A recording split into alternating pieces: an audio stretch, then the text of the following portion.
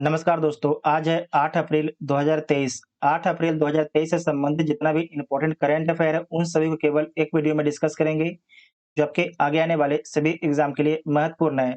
जो देखिए चैनल पर पहली बार आते हैं, एक बार पूरा आप वीडियो को ध्यान से देखिए, उसके बाद आप डिसाइड कीजिएगा चैनल को सब्सक्राइब करना है कि नहीं करना है, ठीक है? एक बार आप लोग वीडियो को ज़रूर पूरा ध्यान से देखा कीजिएगा और इसका पीडीएफ टेलीग्राम ग्रुप जॉइन कर सकते हैं, जिसका लिंक आपको डिस्क्रिप्शन में दिया गया है। तो आइए देखते हैं पहला क्वेश्चन। हाल ही में गृह मंत्री अमित शाह ने भगवान हनुमान की 54 फीट ऊंची मूर्ति का कहाँ अनावरण किया है? तो कहाँ पर किया है? गुजरात राज्य में इसका अनावरण किया गया है। गुजरात के अहमदाबाद में किया गया है। यहाँ पर समझिएगा, ये जो मूर्ति है एक चबूतरा पर खड़ा है। जो चबूतरा है इसकी ऊंचाई कितना है? तो इसकी ऊंचाई 48 फीट है। जबकि हनुमान जी का जो मूर्ति है इसकी ऊंचाई कितना है? तो 54 फीट इसकी ऊंचाई है। हनुमान जी की जो ये मूर्ति है, किस चीज़ से बना हुआ है? तो आपको ध्यान रखना है कि काँसा से बना हुआ है और इसमें बनाने में टोटल आपके 30 करोड़ खर्च आया है। टोटल आपके 30 करोड़ खर्च आया है। इस मूर्ति का उद्घाटन अमित शाह जी के द्वारा किया गया है, जो भारत के गृह मंत्री और सहकारिता मंत्री हैं। ये आपके गुजरात है। गुजरात की राजधानी गांधीनगर है। गुजरात की सीमा राजस्थान, मध्य प्रदेश, महाराष्ट्र राज्यों से लगता है, ठीक है? इधर आपके अरब सागर से लगता है। गुजरात से देखिएगा कर्क रेखा गुजर रहा है, तो कर्क रेखा जो है भारत के कितने राज्यों से होकर गुजरता है? तो कर्क रेखा भारत के 8 राज्यों से होकर गुजरता है। गुजरात, राजस्थान, मध्य प्रदेश, छत्तीसगढ़, झारखंड, पश्चिम बंगाल, त्रिपुरा और मिजोरम राज्यों से होकर जो है कर्क रेखा भारत से गुजरता है। इसे नोट कीजिएगा, इंपॉर्टेंट पॉइंट है। गुजरात की राजधानी गांधीनगर है। मुख्यमंत्री भूपेंद्र पटेल हैं। राज्यपाल श्री आचार्य देवव्रत हैं। लोकसभा में 26 सीट है। राज्यसभा में 11 सीट है। विधानसभा में 182 सीट है। समुद्र से सबसे लंबी सीमा जो है गुजरात राज्य का लगता है।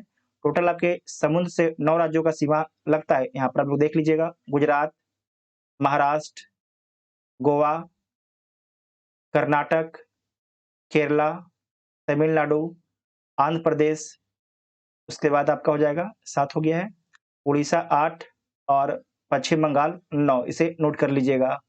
मूँगफली का सबसे बड़ा जो उत्पादक है वो आपके गुजरात है।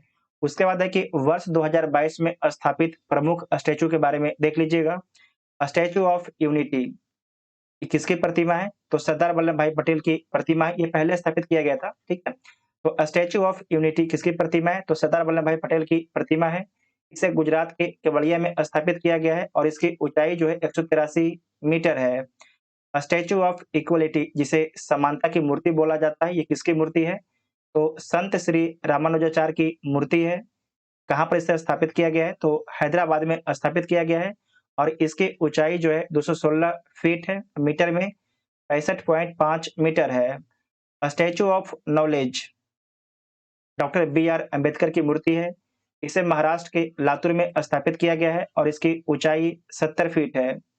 स्टैच्यू ऑफ प्रॉस्पेरिटी किसकी मूर्ति है? तो श्रीनाथ प्रभु केम्पेगौड़ा की मूर्ति है। इन्हें बेंगलुरु का संस्थापक बोला जाता है। जो बेंगलुरु शहर है, बेंगलुरु शहर का संस्थापक कौन है? तो श्रीनाथ प्रभु केम्पेगौड़ा हैं, ठीक है? तो इनका जो स्टैच्यू ऑफ प्रॉस्पेरिटी, इनका जो मूर्ति है कहाँ पर स्थापित है? तो बेंगलुरु में स्थापित है और इसकी ऊंचाई 108 फीट है।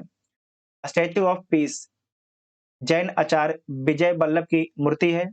राजस्थान के जैतपुर में स्थापित किया गया है और इसकी ऊंचाई जो है 27 फीट इसकी ऊंचाई है। उसके बाद है Shri Ramanujacharya statue of peace. जो आपका स्टैच्यू ऑफ पीस है, किसकी मूर्ति है? तो श्री रामानुजाचार्य की मूर्ति है। श्री रामानुजाचार्य की मूर्ति है। इसे जम्मू कश्मीर में स्थापित किया गया है और इसकी ऊंचाई जो है 4 फीट इसकी ऊंचाई है। इसका उद्घाटन जो है अमित शाह जी के द्वारा इसका उद्घाटन किया गया था। स्टैच्यू ऑफ बिलीफ, ये भगवान शिव की मूर्ति है। इसे राजस्थान के नाथ द्वारा में स्थापित किया गया है और इसकी ऊंचाई जो है 112 मीटर इसकी ऊंचाई है। 112 मीटर इसकी ऊंचाई है। इतना आपको याद रखना है। हाल ही में जारी फीफा रैंकिंग में भारत को कौन-सा स्थान मिला है? ये रैंकिंग किसके द्वारा जारी किया गया है? तो फीफा के द्वारा रैंकिंग जारी किया गया है 2023 में, ठीक है? इसमें भारत को कौन-सा स्थान मिलता है? तो इसमें भारत को 101वाँ स्थान दिया गया है।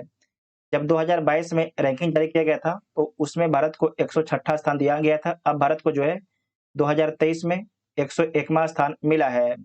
पाकिस्तान को कौन-सा स्थान मिला है? तो पाकिस्तान को 195 स्थान मिला है। फीफा का फुल फॉर्म क्या होता है? तो federation international D football association FIFA का फुल फॉर्म होता है, ठीक है? उसके बाद समझिए कि पहला स्थान किसे मिलता है? तो पहला स्थान अर्जेंटीना को मिलता है। पहला स्थान अर्जेंटीना को मिलता है, दूसरा स्थान फ्रांस को मिलता है, तीसरा स्थान ब्राज़ील को मिलता है। ये 3 पॉइंट आपको याद रखना है, ठीक है? 1, 2, 3 यहाँ से आपसे पूछा जा सकता है प्रश्न। उसके बाद है फीफा। फीफा की स्थापना कब होता है? तो 21 मई 1904 को फीफा की स्थापना होता है। इसका मुख्यालय कहाँ पर है? तो ज्यूरिख, स्विट्ज़रलैंड में इसका मुख्यालय है और वर्तमान में अध्यक्ष जियानी इन्फेंटिनो इसके वर्तमान में अध्यक्ष हैं। उसके बाद समझिएगा कतर, ठीक है? 2022 का फीफा का आयोजन कहाँ पर हुआ था? तो कतर में हुआ था, ठीक है? कतर देश में हुआ था और आपको याद रखना है कि ये 22वाँ फीफा था। 22वाँ फीफा था। इसका विजेता कौन रहा था? तो इसका विजेता आपके रहा था अर्जेंटीना, ठीक है? अर्जेंटीना आपके विजेता रहा था। उप-विजेता कौन रहा था? तो फ्रांस आपके उप-विजेता रहा था। इसे आप लोग नोट कीजिएगा। उसके बाद आपको याद रखना है कि इसमें जो है 2022 का जो फीफा हुआ था, इसमें गोल्डन बॉल का अवार्ड किसे मिला था? तो लियोनेल मेसी को मिला था, ठीक है? गोल्डन बॉल का अवार्ड। जबकि गोल्डन बूट किसे मिला था? तो फ्रांस के एम्बापे को मिला था। फ्रांस के जो है एम्बापे को मिला था, इसे नोट कीजिएगा, इम्पोर्टेंट पॉइंट है। उसके बाद है कि 2026 में फीफा का आयोजन कहाँ पर किया जाएगा? तो कनाडा, अमेरिका, मेक्सिको ये 3 कंट्री में जो है 2026 का आयोजन किया जाएगा। इसे नोट कर लीजिएगा, इम्पोर्टेंट पॉइंट है। यहाँ पर अपना भारत देश है, ये भारत का मैप गलत बनाया हुआ है, इसे ठीक कर लीजिए। हाल ही में किस राज्य के नागरी दुबराज चावल को जीआई टैग दिया गया है? तो छत्तीसगढ़ राज्य के नागरी दुबराज चावल को जीआई टैग दिया गया है। ये छत्तीसगढ़ का सुगंधित चावल है, इसे छत्तीसगढ़ का बासमती चावल ही बोला जाता है। जीआई टैग भौगोलिक संकेतक अधिनियम 1999 के द्वारा दिया जाता है। जो जीआई टैग है, भौगोलिक संकेतक अधिनियम 1999 के द्वारा दिया जाता है और जो जीआई टैग है 10 वर्षों के लिए दिया जाता है, 10 वर्षों के लिए दिया जाता है। भारत का पहला जीआई टैग दार्जिलिंग चाय को मिला था, 2004-5 में मिलता है। उसके बाद है कि रक्त से खारपो खुबानी वुड कार्विंग को जीआई टैग दिया गया है, तो लद्दाख को जीआई टैग दिया गया है इन प्रोडक्ट के लिए। उसके बाद है कि गमोचा जुडिम्मा राइस वाइन को जीआई टैग दिया गया है, तो असम राज्य का जीआई टैग दिया गया है। बिल्लो क्रिकेट बैट, गुच्छी मशरूम, कश्मीर केसर, बसोहली पेंटिंग को जीआई टैग दिया गया है, तो कश्मीर केंद्र शासित प्रदेश का जीआई टैग दिया गया है। कांगड़ा चाय को दिया जो कांगड़ा चाय है उसे जीआई टैग दिया गया है। यूरोपियन यूनियन के द्वारा जो है जीआई टैग दिया गया है कांगड़ा चाय को। उसके बाद है कि मिर्ची चावल को बिहार राज्य को जीआई टैग मिला है मिर्ची चावल के लिए। इसका उत्पादन बिहार के पश्चिम चंपारण में होता है। बनारसी पान, बनारसी लंगड़ा आम, उसके बाद है आदम चीनी, रामनगर भंटा बैगन है। इन सभी को जीआई टैग दिया गया है। उत्तर प्रदेश को जीआई टैग दिया गया है। उसके बाद है सुंदरजा आम को जीआई टैग दिया गया है। मध्य प्रदेश राज्य का जीआई टैग दिया गया है, जो मध्य प्रदेश के रीवा में आपकी फेमस है। जो मध्य प्रदेश का रीवा डिस्ट्रिक्ट है, वहाँ पर ज़्यादा उत्पादन किया जाता है सुंदरजा आम को। उसके बाद नेक्स्ट है कि विश्व व्यापार संगठन के अनुसार 2023 में वैश्विक व्यापार दर कितना रहने का अनुमान है? वैश्विक व्यापार दर जो है कितना रहने का अनुमान है? तो 1% रहने का अनुमान है। यहाँ पर देखिए 1% रहने का अनुमान है, जबकि वर्ल्ड का जो जीडीपी है कितना रहने का अनुमान है? तो 2.3%, 2.3% जो है रहने का अनुमान है 2023 में वर्ल्ड का जीडीपी ग्रोथ रेट है। उसके बाद आपको याद रखना है कि 6.3 किसका ग्रोथ रेट है? तो ये भारत का ग्रोथ रेट है फाइनेंशियल ईयर 2024 का। और ये जो अनुमान किसके द्वारा लगाया गया है? तो वर्ल्ड बैंक के द्वारा बताया गया है कि जो भारत जो है फाइनेंशियल ईयर 2024 में 6.3 से वृद्धि करेगा, जबकि 6.4 फाइनेंशियल ईयर 2024 में जो है 6.4% की वृद्धि का अनुमान कौन लगाया है? तो एशियन डेवलपमेंट बैंक के द्वारा लगाया गया है। एशियन डेवलपमेंट बैंक के द्वारा लगाया गया है। उसके बाद है कि डब्ल्यूटीओ विश्व व्यापार संगठन के अनुसार जो है वैश्विक व्यापार में कमी के क्या-क्या कारण है उसके पीछे बताया गया है। रूस-यूक्रेन संघर्ष, अत्यधिक मुद्रास्फीति, अत्यधिक महँगाई, सख्त मौद्रिक नीतियाँ और वित्तीय अनिश्चितता जो है कमी के कारण है। उसके बाद है कि डब्ल्यूटीओ वर्ल्ड ट्रेड ऑर्गेनाइजेशन की स्थापना कब होता है? तो 1 जनवरी 1995 को होता है। जेनेवा, स्विट्ज़रलैंड में इसका हेडक्वार्टर है। इसके अध्यक्ष नागोजी ओकोंजो-इवेला इसके अध्यक्ष हैं। टोटल 164 मेंबर हैं और आपको याद रखना है कि जो डब्ल्यूटीओ है इसका उद्देश्य है अंतर्राष्ट्रीय व्यापार का उदारीकरण करना इसका उद्देश्य है। नेक्स्ट पॉइंट है कि हाल ही में आरबीआई ने नियामक मापदंडों का पालन ना करने के लिए किन-किन बैंकों पर जुर्माना लगाया है? तो किन-किन बैंकों पर जुर्माना लगाया है? Mahindra Finance, Indian Bank, Muthoot Money Limited इन तीनों पर जो है जुर्माना लगाया गया है। तो एक से अधिक ऑप्शन ठीक हो जाएगा, उपरोक्त सभी हो जाएगा, ठीक है? जो महिंद्रा फाइनेंस है, इस पर जुर्माना कितना लगाया गया है? तो 6.77 करोड़ का जुर्माना लगाया गया है। उसके बाद है इंडियन बैंक, इस पर कितना जुर्माना लगाया गया है? तो 55 लाख का जुर्माना लगाया गया है। मुथूट मनी लिमिटेड पर जो है 10.5 लाख का जुर्माना लगाया गया 10.5 लाख का जुर्माना लगाया गया है। उसके बाद है कि जो महिंद्रा फाइनेंस है, इस पर जुर्माना किस लिए लगाया गया है?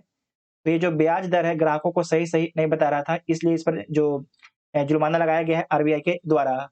उसके बाद है कि जो इंडियन बैंक है, इंडियन बैंक पर जुर्माना किस लिए लगाया गया है?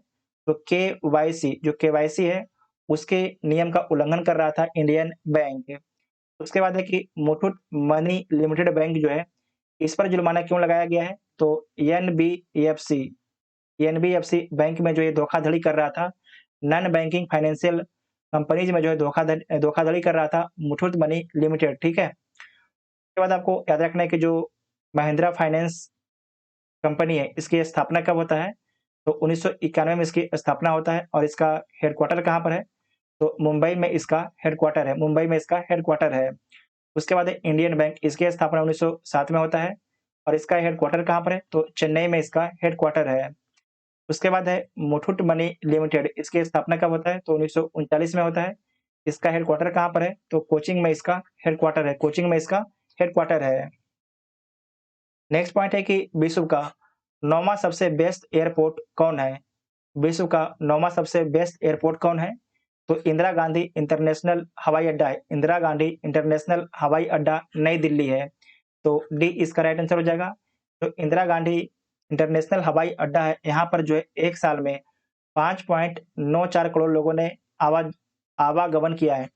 5.94 करोड़ लोगों ने जो है इंदिरा गांधी इंटरनेशनल एयरपोर्ट से आवागमन किया है। पहला स्थान किसे मिला है? तो पहला स्थान मिला है हार्ट्सफील्ड जैक्सन अटलांटा अंतर्राष्ट्रीय हवाई अड्डा को मिला है। यहाँ पर से जो है हर साल इस साल जो है 9.37 करोड़ लोगों ने आवागमन किया है अटलांटा अंतर्राष्ट्रीय हवाई अड्डा से। आपको याद रखना है कि यूएसए का हवाई अड्डा है। सेकेंड में आपके डलास फोर्ट वर्थ एयरपोर्ट है और तीसरा आपके है डेनवर हवाई अड्डा आपके तीसरे स्थान पर है। ये रिपोर्ट किसके द्वारा जारी किया गया है? तो एयरपोर्ट्स काउंसिल इंटरनेशनल के द्वारा रिपोर्ट जारी किया गया है। नेक्स्ट पॉइंट है कि भारत रत्न पंडित पंडित रविशंकर की 7 अप्रैल को कौन सी जयंती मनाई गई है? तो 103वीं जयंती मनाई गई है 7 अप्रैल को पंडित रविशंकर जी को। इनका जन्म कब हुआ था? तो इनका जन्म जो है 1920 में वाराणसी में हुआ था। इनका जन्म जो है वाराणसी में हुआ था। वाराणसी उत्तर प्रदेश में इनका जन्म हुआ था 1920 में। और इनकी मृत्यु कब होता है? तो 2012 में इनकी मृत्यु हो जाता है 92 वर्ष की आयु में। 92 वर्ष की आयु में इनकी मृत्यु हो जाता है। और आपको याद रखना है कि जो पंडित रविशंकर हैं, ये क्या हैं? तो सितार वादक हैं, ठीक है? सितार वादक हैं। और आपको याद रखना है कि ये जो है प्रसिद्ध संगीतकार भी हैं। उसके बाद जो पंडित रविशंकर हैं, इन्हें कौन-कौन सा पुरस्कार मिला है इसके बारे में देख लीजिएगा। तो पद्म भूषण इन्हें कब मिलता है? तो 1967 को मिलता है। पद्म विभूषण 1981 में मिलता है। कालिदास सम्मान 1986 में मिलता है। संगीत नाटक अकादमी पुरस्कार 1987 को मिलता है। ग्रैमी पुरस्कार 2013 में मिलता है। भारत रत्न जो 1999 में मिलता है। उसके बाद देखिए यूनेस्को सद्भावना राजदूत इन्हें बनाया जाता है 1999 में। रमन मैग्सेसे पुरस्कार 1992 में। फ्रांस के लीजन ऑफ ऑनर 2000 में दिया जाता है इनको, ठीक है, 2000 में इनको दिया जाता है। उसके बाद नेक्स्ट क्वेश्चन है कि हाल ही में किस देश को संयुक्त राष्ट्र यूनाइटेड नेशन सांख्यिकी आयोग, नारकोटिक्स, ड्रग्स और संयुक्त राष्ट्र कार्यक्रम समन्वय बोर्ड के सदस्य के रूप में चुना गया है? तो किसे चुना गया है? इसे आप दोबारा एक बार देखिएगा कि हाल ही में किस देश को जो है संयुक्त राष्ट्र यूनाइटेड नेशन सांख्यिकी आयोग, नारकोटिक्स, ड्रग्स और संयुक्त राष्ट्र कार्यक्रम समन्वय बोर्ड का सदस्य किसे चुना गया है? तो भारत देश को चुना गया है, ठीक है, भारत देश को चुना गया है। और कितने वर्षों के लिए चुना गया है? तो 4 वर्षों के लिए चुना गया है। और भारत का जो कार्यकाल है कब प्रारंभ होगा? तो 1 जनवरी 2024 से प्रारंभ होगा। 1 जनवरी 2024 से आपके प्रारंभ होगा। ये 4 वर्षों के लिए रहेगा। साथ ही आपको ध्यान रखना है कि जो संयुक्त राष्ट्र एवं सांख्यिकी आयोग नारकोटिक्स ड्रग्स है, इसमें एशिया प्रशांत से जो 2 मेंबर को चुना जाना था, तो इसमें तो एक आपके भारत को चुना गया है, ठीक है, भारत को चुना गया है। और दूसरा मेंबर कौन है? तो दूसरा मेंबर आपके साउथ कोरिया है, ठीक है, साउथ कोरिया आपके दूसरा मेंबर है। और आपको याद रखना है कि इसमें जो है गुप्त मतदान हुआ था। भारत को टोटल आपके 53 मत में से जो है 46 मत भारत को मिला था, ठीक है, 53 में से 46 मत आपके भारत को मिला था। संयुक्त राष्ट्र आर्थिक और सामाजिक परिषद में वोटिंग हुआ था। कहाँ पर वोटिंग हुआ था? संयुक्त राष्ट्र आर्थिक और सामाजिक परिषद में आपके वोटिंग हुआ था। नेक्स्ट पॉइंट है कि विश्व स्वास्थ्य दिवस 2023 को कब मनाया गया है? तो 7 अप्रैल को मनाया गया है विश्व स्वास्थ्य दिवस 2023 को। इसका थीम क्या है? तो सभी के लिए स्वास्थ्य इसका थीम है। 31 मार्च को जो है अंतर्राष्ट्रीय ट्रांसजेंडर दिवस मनाया गया है। अंतर्राष्ट्रीय ट्रांसजेंडर दिवस मनाया गया है 31 मार्च को। 2 अप्रैल को जो है विश्व आत्म केंद्रित जागरूकता दिवस मनाया गया है। 4 अप्रैल को खान जागरूकता दिवस मनाया गया है। 5 अप्रैल को राष्ट्रीय समुद्री दिवस और अंतर्राष्ट्रीय विवेक दिवस मनाया गया है 5 अप्रैल को। 6 अप्रैल को अंतर्राष्ट्रीय खेल दिवस मनाया गया है। 14 अप्रैल को समानता दिवस मनाया जाएगा, ठीक है। उसके बाद WHO के बारे में देखिएगा, विश्व स्वास्थ्य संगठन के बारे में। इसके स्थापना 7 अप्रैल 1948 को होता है। मुख्यालय कहाँ पर है? जिनेवा, स्विट्जरलैंड में मुख्यालय है। और वर्तमान में महानिर्देशक कौन है? तो टेड्रोस अधानोम है। टेड्रोस अधानोम इसके महानिर्देशक है। और टोटल आपके 194 मेंबर है। नेक्स्ट पॉइंट है कि टाइम 100 रीडर पोल 2023 में, ठीक है, टाइम 100 रीडर पोल 2023 में सबसे अधिक वोट किसे मिला है? तो इसमें सबसे अधिक वोट जो है शाहरुख खान को मिला है। कितना वोट मिला है? तो 1.2 मिलियन मिला है, ठीक है, 1.2 मिलियन वोट मिला है। सबसे अधिक वोट मिला है Mark Zuckerberg, Lionel Messi, Prince Harry, इन सभी से अधिक वोट मिला है शाहरुख खान को मिला है। 2023 में जो है जो टाइम मैगजीन है उसके कवर पेज पर शाहरुख खान आ सकते हैं। और आपको याद रखना है कि 2023 में शाहरुख खान का एक मूवी आया था पठान, बहुत ही फेमस मूवी आया था, ठीक है। जो मार्क जुकरबर्ग इनके बारे में याद रखिएगा कि फेसबुक के संस्थापक हैं, ये फेसबुक के संस्थापक हैं। और फेसबुक का नया नाम क्या है? मेटा फेसबुक का नया नाम है। लियोनेल मेसी के बारे में आप बार-बार जानते हैं, इनका संबंध किस देश से है? तो अर्जेंटीना से इनका संबंध है, ये फुटबॉल खिलाड़ी हैं। उसके बाद नेक्स्ट पॉइंट है कि पिछले वीडियो में पूछा गया प्रश्न का उत्तर क्या है? तो देख लीजिए, इंडिया जस्टिस रिपोर्ट 2022 में बड़े राज्यों में पहला स्थान किसे मिला है? तो कर्नाटक राज्य को पहला स्थान मिला है। दूसरा स्थान तमिलनाडु को, तीसरा तेलंगाना को, चौथा आपके गुजरात को मिलता है। छोटे राज्यों में पहला स्थान किसे मिलता है? तो सिक्किम को पहला स्थान मिलता है छोटे राज्यों में। और इस प्रश्न का उत्तर आप सभी को कमेंट बॉक्स में देना है, तो आप सभी लोग कमेंट बॉक्स में इसके बारे में जरूर बताइएगा। और इसका पीडीएफ के लिए टेलीग्राम ग्रुप ज्वाइन कर सकते हैं, जिसका लिंक डिस्क्रिप्शन में दिया गया है। अगर वीडियो आप सभी को हेल्पफुल लगता है तो चैनल को सब्सक्राइब जरूर कीजिएगा और वीडियो अपने दोस्तों में शेयर कीजिएगा। Thank you.